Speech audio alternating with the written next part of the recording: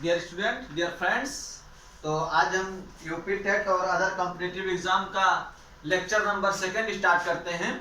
तो उसमें क्या है कि सबसे पहले मैं आपको बताऊंगा संख्या प्रणाली। क्या बताऊंगा? संख्या प्रणाली। संख्या प्रणाली। ठीक है स्टूडेंट, ठीक है फ्रेंड्स। तो संख्या प्रणाली है, देखिए जैसे ये तो आप काफी लोग जानते होंगे कि एक अंक की सबसे बड़ी संख्या कौन सी है। एक अंक की सबसे बड़ी संख्या कौन सी है?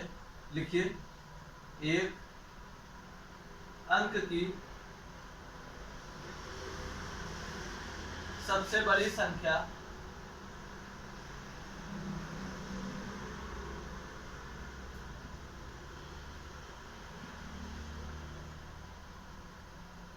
कौन सी है? सबको पता है कि वो होती है 9। फिर उसके बाद आइए, इसी तरीके से दो अंक की सबसे बड़ी संख्या,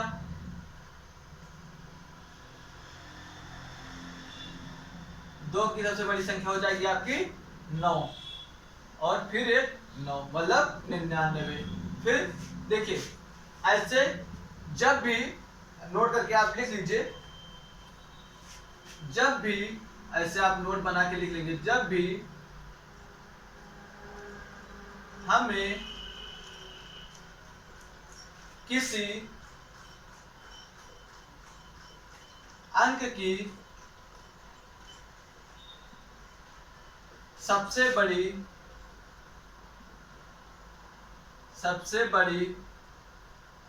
संख्या ज्ञात करनी होगी,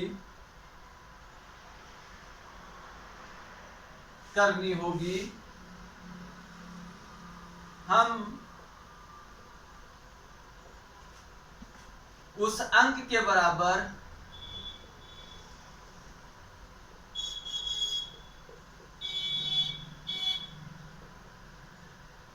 नौ मतलब 9 लिखेंगे। बात मेरी समझिएगा। जैसे हमसे कोई पूछे कि 5 अंकों की सबसे बड़ी संख्या बताइए,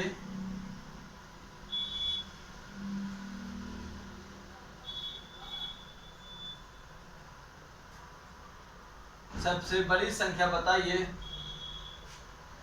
तो आपको क्या करना है? मैंने जो स्टेटमेंट लिखा उसको पढ़िए कि जब भी हमें किसी अंक की सबसे बड़ी संख्या ज्ञात करनी होगी, हम उस अंक के बराबर 9 लिखेंगे। तो कितने अंक उसने कहा है? 5, मतलब हमें कितने बार 9 लिखना होगा? 5 बार। 1 2 3 4 5। ठीक है, ये है आपका पूरा जो सबसे बड़ी संख्या ज्ञात करने का तरीका। इसको आप नोट्स में डाल दीजिएगा। फिर इसके बाद स्टार्ट करते हैं एक अंक की सबसे छोटी संख्या।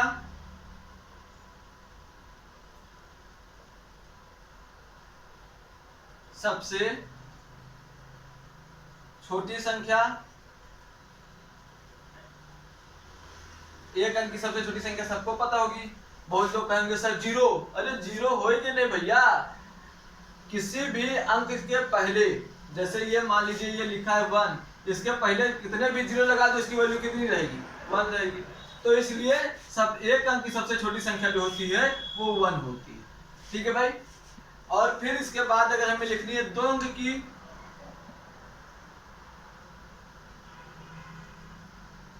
सबसे छोटी संख्या, अगर हमको लिखनी है तो क्या लिखेंगे? 1 और फिर उसके आगे एक 0।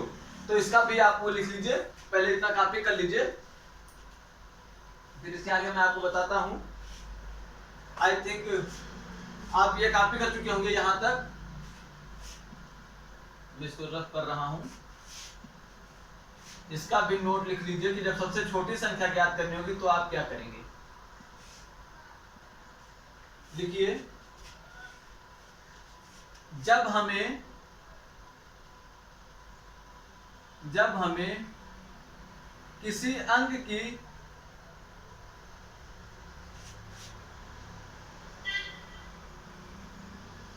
सबसे छोटी संख्या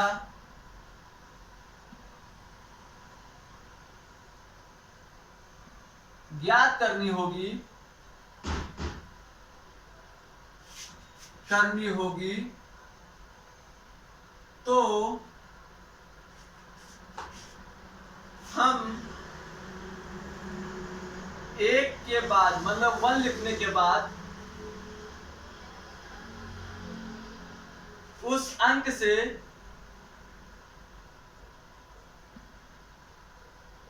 एक जीरो कम लगाएंगे, एक जीरो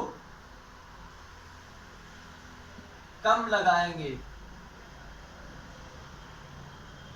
भैया जीरो कहाँ लगाएंगे? एक के बाद, ये नहीं कि एक के पहले आप जीरो लगाए जा रहे हैं, उसका कोई मतलब ही नहीं निकलेगा। जैसे हमें लिखनी है कि 5 अंकों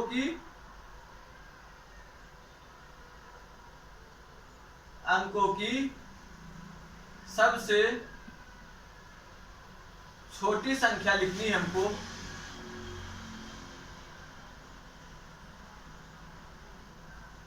तो आपको क्या करना होगा, सबसे पहले क्या लिखेंगे? 1 और फिर कितने जीरो लगाने हैं?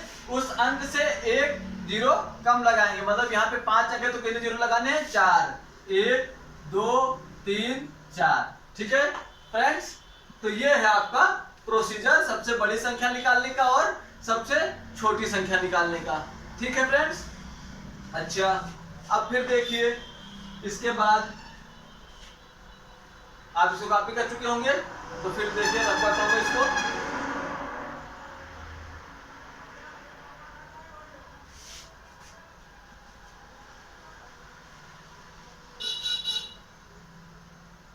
यहां तक लिखने के बाद अब हमें निकालनी है कि मान लीजिए हमसे क्वेश्चन पूछा गया कि 5 अंकों वाली कुल कितनी संख्याएं हैं? 5 अंकों वाली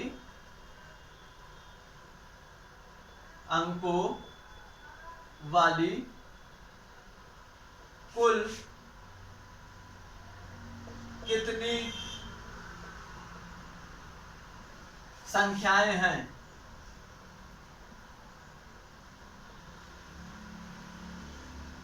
ठीक है फ्रेंड्स, ये क्वेश्चन मान लीजिए हमसे पूछा गया, तो क्या दिक्कत है? यहाँ पे हमने हल डाला, तो कुछ नहीं करना है। सबसे पहले मैं प्रोसीजर बता दे रहा हूं, इसको आप ऐसे सबके लिए यही लागू करेंगे। सबसे क्या लिखेंगे? 5 अंकों की सबसे बड़ी संख्या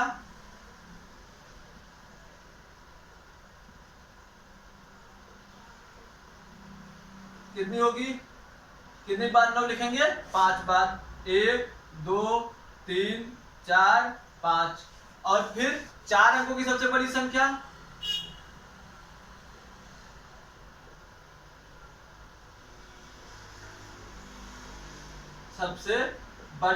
कितनी हो जाएगी? कितनी बार 9 लिखेंगे? 4। 1 2 3 4। और इसको इसमें से सब्ट्रैक्ट कर दीजिए, तो कितना बचेगा यहाँ पर? 9 1 0 2 0 3 0 4 0। ठीक है, तो ये हो जाएगी, जो ये आया यही हो जाएगी 5 अंकों वाली कुल संख्याएं।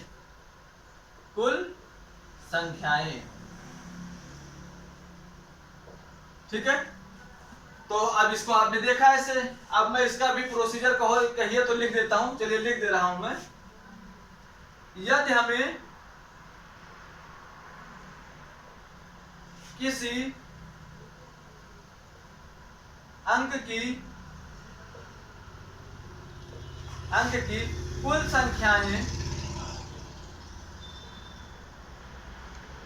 संख्याएं ज्ञात करनी है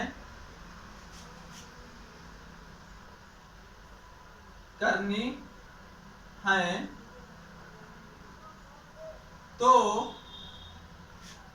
उस अंक की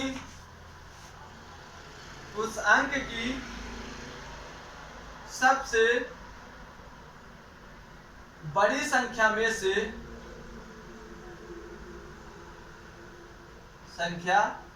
से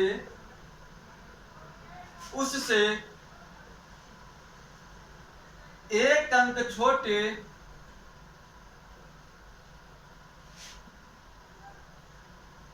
छोटे क्या करेंगे? एक अंक छोटी लिखिए, छोटी एक अंक छोटी की सबसे बड़ी संख्या से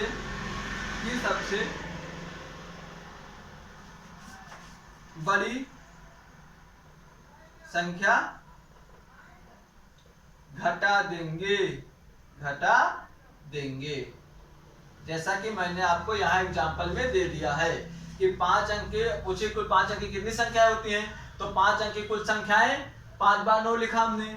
फिर क्या किया, 4 अंक की सबसे बड़ी संख्या होती है उसको उसमें से सब्ट्रैक्ट कर दे तो आंसर आया हमारा कितना 90,000 या 90,000। तो वही चीज मैंने यहाँ पे शब्दों में लिख दी कि यदि हमें किसी अंक की कुल संख्या ज्ञात करनी है तो उस अंक की सबसे बड़ी संख्या में से उससे एक अंक छोटे की सबसे बड़ी संख्या घटा देंगे। बस जो कि यहाँ पर एग्जांपल में मैंने आपको बता दिया है, समझा दिया है। ठीक है फ्रेंड्स, तो अब इसके आगे क्या करना है हमको, इसको इतना कॉपी कर लीजिए आप, फिर मैं इसके आगे आपको बताता हूं।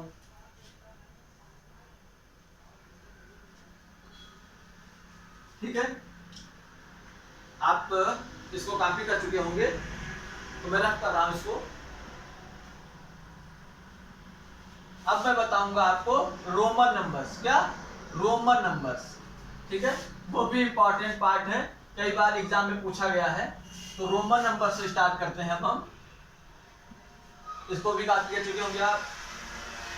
देखिए भाई, बहुत ज्यादा चीजें कॉपी करने की आवश्यकता आपको नहीं है। ठीक है, आप जो मेन पॉइंट है उसको कॉपी करते हुए और पूरे जो लेक्चर है उसको आप समझते हुए आगे बढ़िए। ठीक है, अब इसके बाद हम स्टार्ट करते हैं क्या, रोमन नंबर्स।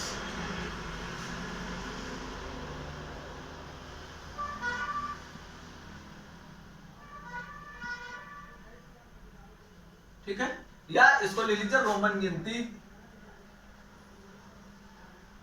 रोमन गिनती। ठीक है भाई, जैसे हमारा नाम यहाँ पे आदर्श कहा जाता है, फिर हम विद्यालय गए, वहां से मेरा नाम आदर्श से हटा के मेरा नाम रख दिया गया मान लीजिए टिंकू लाल। ठीक है फ्रेंड्स, मेरा नाम टिंकू लाल रख दिया गया।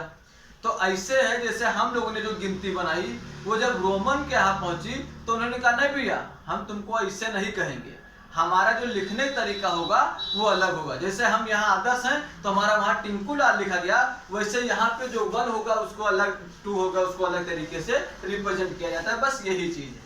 ठीक है फ्रेंड्स, तो देखिए, तो स्टार्ट करते हैं। मान लीजिए हमारा है यहाँ पे, सबसे पहले समझना क्या है, 1 जो मेन है, 4 5, कहा कि रोमन गिनती आप पढ़ चुके हैं, क्लास 5th क्लास 8 तक कई जगह, 8 तक कई जगह 5th तक पढ़ाई जाती है।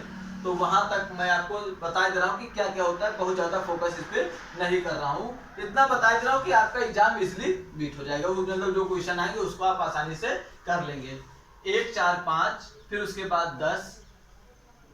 ठीक है, 10 के बाद 100, सॉरी 10 के बाद पहले आप 50 लिखिए, 50 के बाद 100, 100 के बाद यहाँ पे लिख लीजिए 500, और 500 के बाद लिख लीजिए यहाँ पे 1000। ठीक है, इतना अगर आपने कर लिया तो उसके बाद कोई भी गिनती होगी आप इजीली उसको लिख लेंगे। जैसे A को लिखते हैं I से, ठीक है, और 4 को लिखते हैं IB, और 5 को लिखते हैं 5।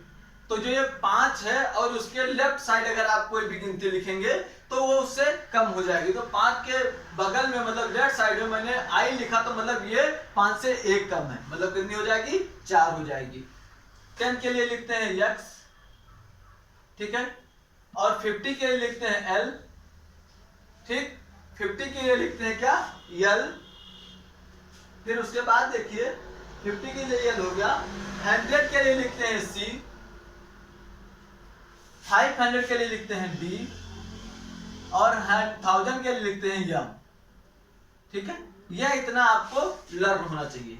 ठीक है, अच्छा, रोमन गिनती का एक नियम और है, उसको ध्यान रखेंगे कि जो अक्षर की पुनरावृत्ति होगी, जैसे मान लीजिए हमको 3 लिखना है, जैसे मान लीजिए हमको 3 लिखना है, तो 3 हम क्या लिख सकते हैं, 1 डंडा, 2 डंडा, 3 डंडा, या I। लेकिन अगर हमको मान लीजिए 8 लिखना है तो 8 लिखना है, तो ये मत लिखिए, या 8 नहीं 9 लिखना है मान लीजिए हमको, तो 9 के लिए हम ये नहीं लिख सकते कि 5 के आगे हम 4 बार ये डंडा लगा दें, आई लिख दें, ये गलत हो जाएगा। जो मैक्सिमम आपका रिपीटेशन अलाउ होता है या जिसको पुनरावृत्ति कहते हैं, वो हम सिर्फ 3 बार ही कर सकते हैं। तो 9 के लिए हम लोग क्या लिखेंगे, यक्स और आई, ठीक है, ये होता है 9। जब भी आप किसी भी रोमन नंबर के लेफ्ट साइड कोई भी गिनती बढ़ाएंगे या कोई भी रोमन नंबर लिखेंगे तो उसकी वैल्यू कम हो जाएगी, और जब राइट साइड किसी भी वैल्यू को लिखेंगे तो उसकी वैल्यू बढ़ जाएगी, ठीक है। इसको आप नोट कर लीजिएगा, मैं यहाँ पे लिख नहीं रहा हूँ। जैसे मुझे 6 लिखना है तो 5 ये हो गया, और एक अगर आगे मैं राइट साइड लिखूंगा तो इसकी वैल्यू 6 हो जाएगी। जैसे आपको 40 लिखना है मान लीजिए, तो 40 के लिए ऐसा नहीं है कि आप 4 बार यक्स लिख दीजिए तो हो जाएगा, नहीं, गलत है ये रॉन्ग है। सही क्या है इसके लिए सही होगा कि आपने ये लिखा कितना 50 से 40 कितना कम है, 10 कम है, तो सीधे लिखिए 10, ठीक है। जैसे मान लीजिए आपको लिखना है 44 लिखना है यहाँ पे, तो पहले आप लिखेंगे क्या 50 से ये कितना कम है 6, तो 50 में ये गया 5 और 5 में एक और कम हो गया, ये हो गया 6, ठीक है। 5 में एक और बढ़ गया, मतलब ये कितना हो गया 6, ठीक। कोई प्रॉब्लम? मेरे हिसाब से तो आपको कोई प्रॉब्लम नहीं होनी चाहिए, नहीं सॉरी, 50 में 5 गया, बचा आपका ये 4 जाएगा, सॉरी 50 में पहले 1 गया और फिर ये 5 गया, मतलब 6 चले गए, तो बचा आपका 44। वो जो मैंने लिखा था वो आपका 46 लिखा हुआ था, ठीक है, बात समझिएगा मेरी, वो आपका लिखा हुआ था 46, ठीक है। अब फिर इसके बाद देखते हैं अब क्या करना है हमको। तो ये है रोमन गिनती की पहचान आपकी।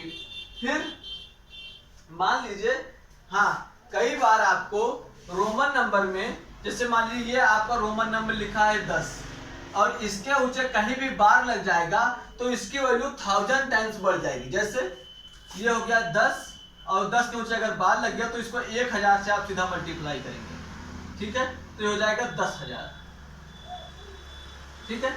ऐसे अगर 100 के ऊंचे बार लगा होगा, सी के मतलब ऊंचे बार लगा होगा, तो इसकी वैल्यू हो जाएगी 100 गुणे 1000। जहां भी बार लग जाएगा वो वैल्यू सीधे 1000 गुना आपकी बढ़ जाएगी, मतलब ये हो जाएगी 10 की वैल्यू 5, ठीक।